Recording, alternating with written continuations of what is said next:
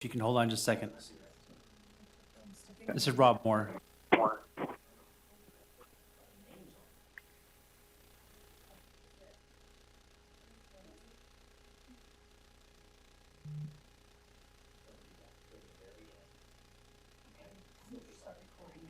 Okay, you want to go ahead and try again, please? Okay, how's that? We got the volume working a little better? That's better. Yes, thank you, Commissioner.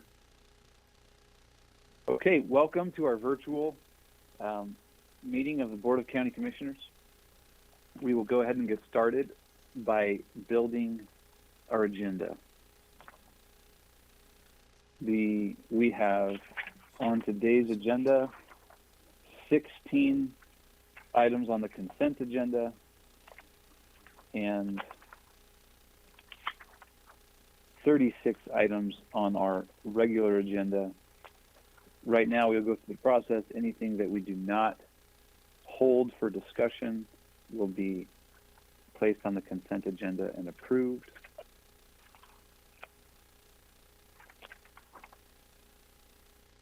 My first comment is on consent agenda item number 11.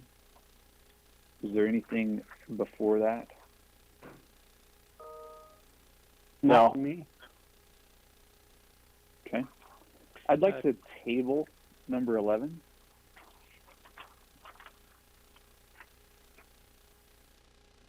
Okay. Commissioner, this is Gary Ratcliffe. Yes. Item number 7, there was some discussion, I think, previously with, I can't remember which commissioner, but we were looking at maybe postponing that for 2 weeks till we get an agreement made between the two entities, between the county and the vendor. Okay, thank you. We'll continue item number 7 for 2 weeks.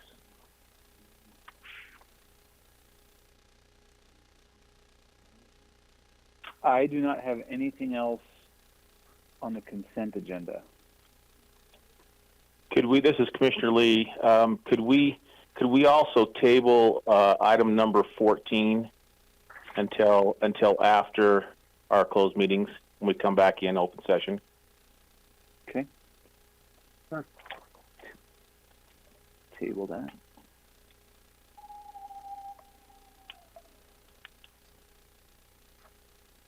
Okay. Moving to our regular agenda.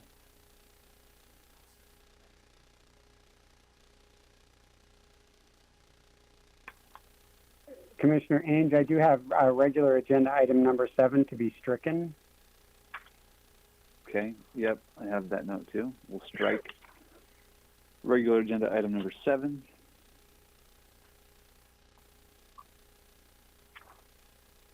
I think we also need to strike regular agenda item number 18. Yes. That was my understanding, because that's in May, right? We've set the public hearing for May. Correct. Yeah, I think this just got carried back on here. Could we hold number 11?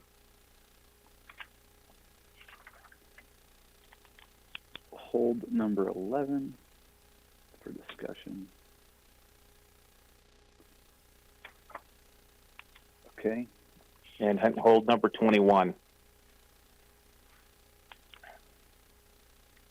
Hold 21. Okay.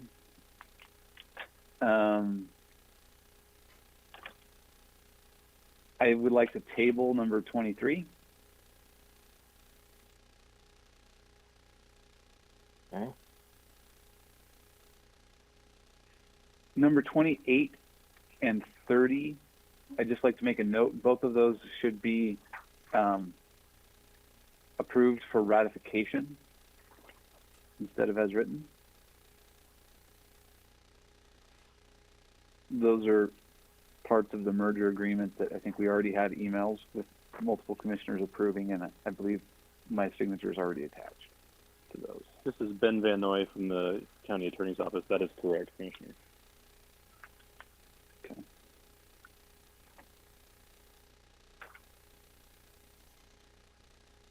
Okay, I don't have any other notes. Commissioner Lee or Ivy, anything else? Those are the ones I had covered. So. Okay, so as we mentioned, things are now placed on consent and approved, everything that we didn't hold for discussion. I'll pause for a moment, and if any of those items that we are now not planning to discuss and that are approved, if there's any public comment associated with those agenda items.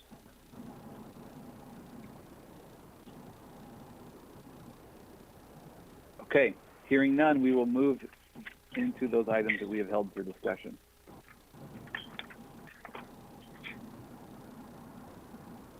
Which is item number 11 on the regular agenda. Commissioner, were you wanting to table that till after, or go ahead on it now? I'd made a note of No, table. item 11 was not tabled. It was, this was, Commissioner Lee wanted to hold it for discussion of some of these property tax items. Richard, I think you're thinking consent sorry. 11. We're on regular. On the wrong 11. Yep. This is regarding the Consent 11 property. table. This is regarding the property tax action, the recommendation letter. This is Anthony Lubay from the County Attorney's Office on the line, so I can answer any questions that you may have. Yes, this is Commissioner Lee. In reviewing this, I would like to bring our attention to, there's 3 items. The first one is G. Kevin Jones. Let me get there on it.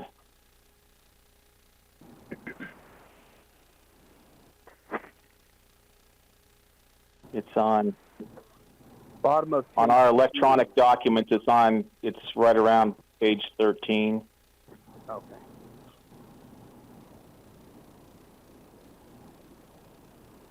So this one here, it appears like there's multiple parcels involved, with a total that he's applying for, or he's proposing, of $53.39. He goes down through and talks about his father. He's a caregiver for his father. Apparently, his name and his father's name is pretty close to the same. And in reviewing this, as I looked at it and saw what I could possibly see as the mixed up in the correspondence, I'd like to consider this one for an abatement of that penalties and interest for those 3 parcels, which would total $53.39.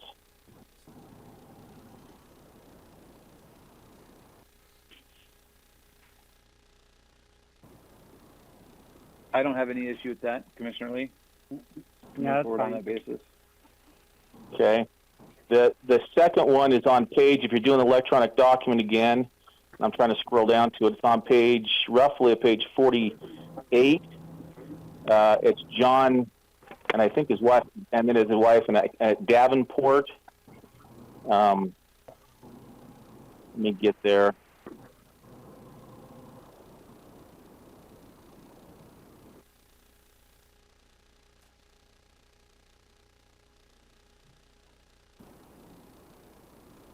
Okay, this one I was trying to follow everything through to try to understand a little better about it. As I understand through reading through the documentation on it, it looks like they tried to make the payment, but the routing number, there was a routing number issue in which it came back, and then they were suggesting that the routing number is correct on there, that they should just put it through. I'm not sure exactly what happened with this one, but it appears, at least from my observation with it, like they tried to pay their taxes, and it did not happen for whatever reason, and so they're asking for a refund or an abatement of $26.43.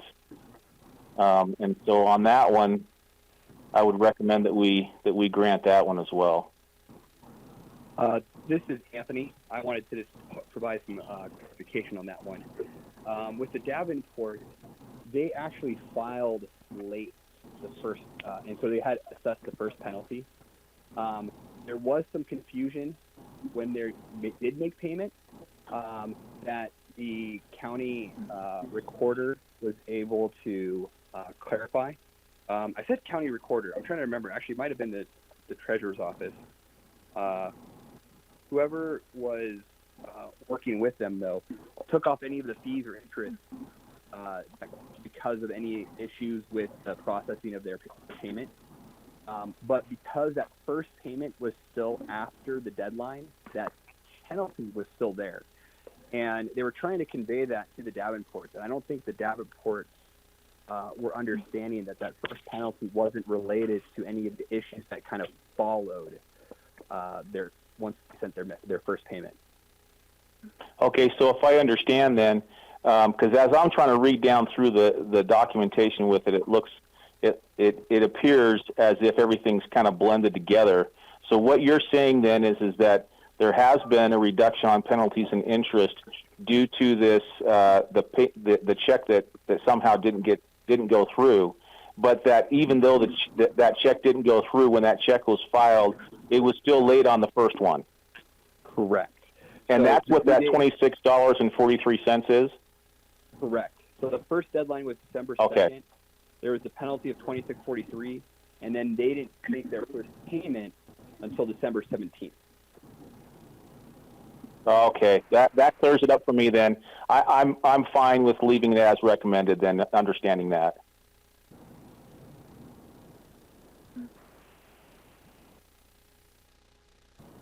Okay, and then the third one is on page 170, and it's the Hearst Wood Education Foundation.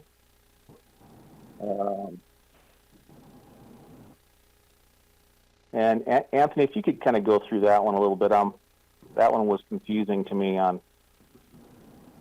Yeah, that one I required a little bit of background information that I had to do some digging on. I provided a little bit in the memo that I gave, but there's a history here. And maybe if I could just jump in, because my confusion is that this issue is currently scheduled for a formal hearing before the State Tax Commission. And so I'm wondering, with it on here, should we do anything with it, or should we defer it until after the hearing? That's my confusion. We don't need to, and a part of it is that if you follow the recommendation, I've worked with the attorney that this would also be contingent upon them settling and dismissing that case. So this would resolve that appeal. So here's the background. So Hearstwood is an entity that the subject property in this case is leased to another entity that qualifies, that they provide educational services. And so in the past, in 2018, they've met the criteria. They received an exemption use and had their taxes and didn't have to pay property taxes. In 2017, the two principals, husband and wife, both fell ill, and a part of it is just from old age. And they were the ones who were responsible for filing with the county. At the end of 2017, the wife passed away. The husband was then hospitalized. And so during the time period for them to file, he was in the hospital. And or early-ish 2018, he passed away. And so the entity then went through some organizational restructuring internally, and so they weren't able to file until it was too late, and the deadline had passed. And so at that point, they tried to bring it up to the BOE, but the BOE, advised by Bert Harvey, and it might have also been from Paul Jones, is that the BOE didn't have jurisdiction because it was past the deadline. And so the BOE denied the application. They appealed it to the State Tax Board, and now we're just kind of waiting for that formal hearing. but because of the nature of this, filed a green folder. And I think this is the more appropriate route to handle it, because their argument is one of more best human interest, and saying that, look, in our situation, this normally would never happen, but we had both principals that would normally file incapacitate or pass away. And so we weren't able to do it. And in the following year, they qualified again, 2019, and their application is actually on for the 2020 year this Thursday. And so my recommendation was to accept their settlement offer of $10,000, finding that it's in the best human interest and the interest of the tree and the county to abate the remaining taxes and penalties, all subject to them also dismissing that state tax commission hearing.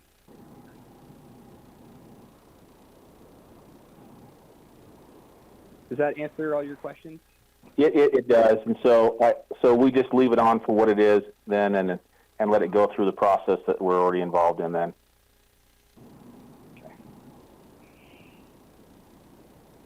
Okay. Those are the only questions I have on this.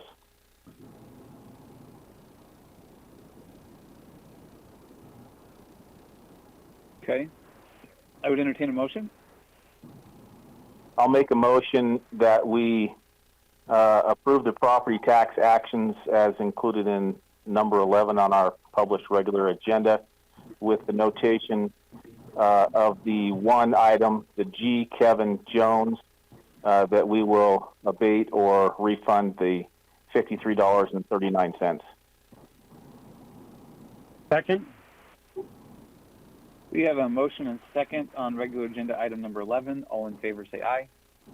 Aye. Aye. That passes 3-0.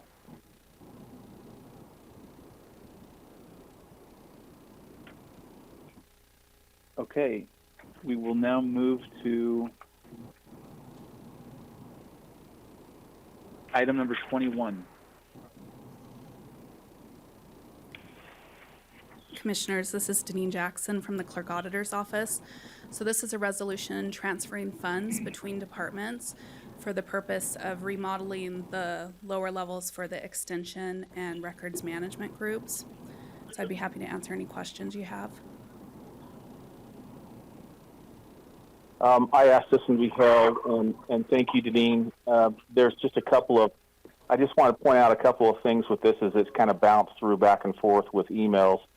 That typically when there's remodels, that the departments put that in their budgets for the year for remodels, and if they want to do something mid-year, we've typically asked them to find that money within their budgets. This one is one in which we're transferring money out of the restricted account, and the restricted account in this case is subject to the county. That's the reason why we have to have this resolution. And with this, I'm not necessarily against doing this, but I want to make sure, because in those conversations, those email conversations we were having, it was alluded to that there was $1 million that was put in for elections, and that was the case, but that went through a budgeting process. So I just want to make sure that there's not a thought that there's more money that is necessarily in there, that because we went through the budgeting process, that's what we have in the budget, and there's not this arbitrary $1 million sitting out there somewhere. That's understood. Hopefully I said that right, Deneen. Yeah, that's correct, and that's understood. We've been working on for quite some time to free up some openings in our building, which last year felt like overcapacity. This year, with social distancing, it's not feeling that way at the moment. Maybe we're going to... That, after we went through the budgeting process, there was also a transfer of duties and obligations when it came to the records management area into the clerk auditor's office. And so, there was some ambiguity that was going on at the same time there, and that's why I can support this one for now. I just want to make sure it was clarified. Agreed, and a good point. Okay, I would entertain a motion on this item. I'll move that we approve regular agenda item number 21. Second. Motion and a second to approve item number 21. All in favor say aye. Aye. Aye. Aye. That passes 3-0.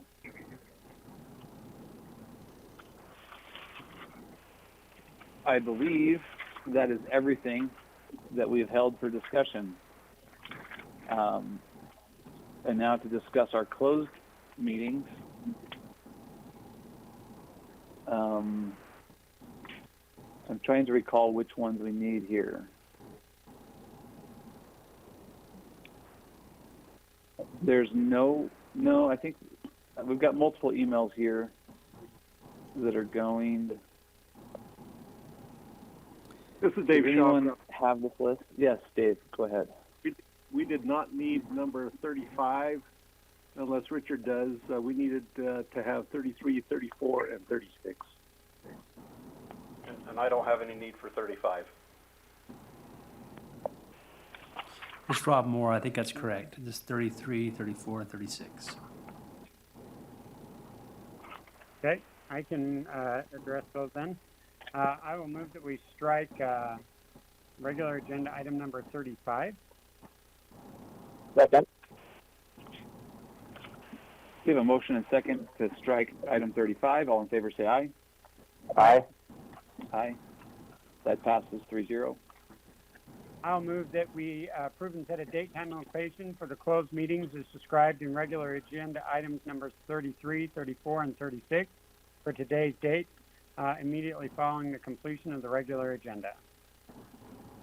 Second. We have a motion and a second to set the closed meetings as described. All in favor say aye. All right, Aye. Aye. That passes 3-0. We have no work session scheduled for today. Now I'll open up to see if we have any public comments.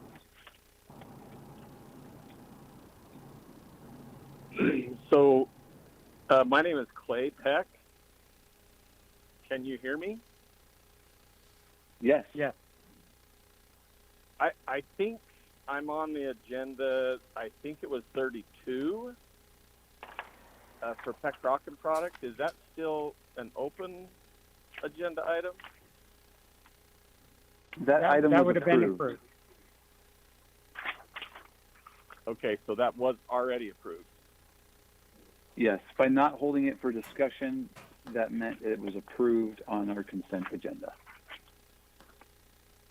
Okay, so I guess I didn't know if I needed to speak on our behalf, but it sounds like it went through for us to receive our refund. Am I understanding that correctly?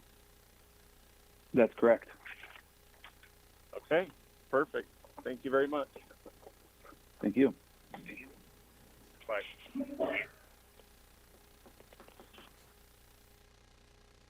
The line This is is still Julie. open for public comment. Okay. This is Julie Blaney, and I'm really concerned about the upcoming vote. I've been hearing from a lot of people that are concerned because the vote app is not working on their phones, and I'm asking for you to comment on what is the plan for the people who are unable to use a smartphone to vote. In what election, Julie? The county doesn't In have any election. in the caucus starting tomorrow. Right. So we don't have any authority over that. That would be through the county party. No, it's our clerk auditor that's providing the app. It is provided by the county, and our clerk auditor, Amelia Powers, is directing that to use an app called Vote. I just wonder what the alternative is for the people that are unable to load that app and navigate through that app. Julie, this is Commissioner Lee. I have been trying to work through it. I mean, I'm one of those that cannot load that app on my phone, and we're trying to find alternative ways to do that. And so I did talk with Josh and Amelia about how that would work. It's concerning to me just that I just want to make sure that everyone has an opportunity to vote as much as possible. Well, so do I, and I'm very concerned about it, and I feel that at least half of the people will be disenfranchised if we limit it to using this app that's not approved. I knew that it's not really your decision as commissioners, but I feel like it needs to be on record that it looks to me like it's going to be a disaster. Commissioners, this is Josh Daniels from the Clerk Auditor's Office. I could maybe provide a little bit of insight. The app that's being referenced, the Votes app, is provided by a vendor. The company Votes, the same name as the app. Yes, the Utah County Elections Office uses that same vendor for our overseas and military voters, but the Utah County Republican Party, to our knowledge, has a separate agreement and contract for the Utah County Republican Convention directly with that same company. The Utah County Clerk Auditor's Office or the Utah County Elections Office is not, it's not an app that we own. Our county's not providing the app to the County Republican Party. That's through a separate agreement that the Utah County Republican Party has directly with that vendor. Yeah, I understand that, Josh.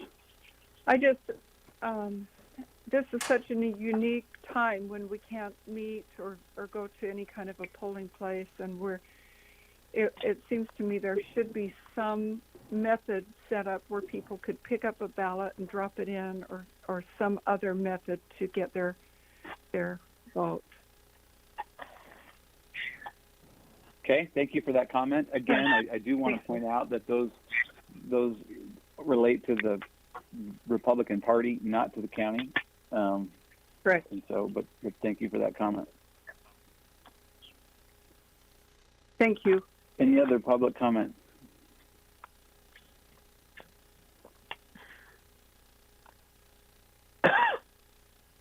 Okay, seeing none, we will now close the public line and move into our closed meeting.